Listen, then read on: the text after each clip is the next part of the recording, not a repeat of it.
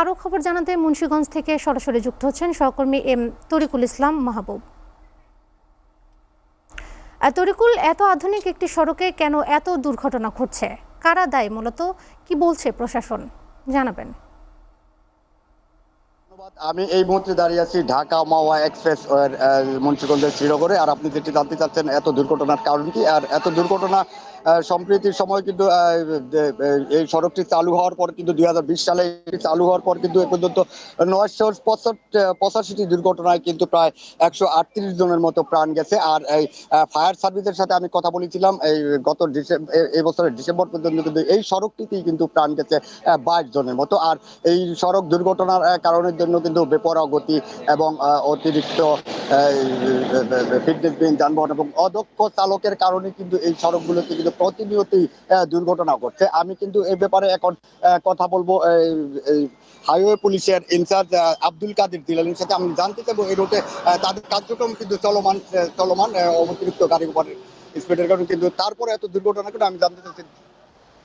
আসলে ধন্যবাদ। জানেন আপনারা যে এখন কুয়াশার সময় ইতিপূর্বে যে কয়েকটা ঘটনা ঘটেছে, রাত্রিকালীন ঘটনা এবং কুয়াশার সময় ঘটনাগুলো ঘটেছে।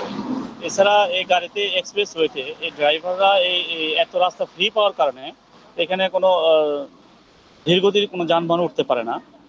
তারপরে রাস্তাগুলো খুবই ফ্রি থাকার কারণে ড্রাইভাররা ইচ্ছামাফিক গাড়িগুলো চলাচল করে, অর্থাৎ ব্যাপক গতিতে গাড়িগুলো চলাচল করে।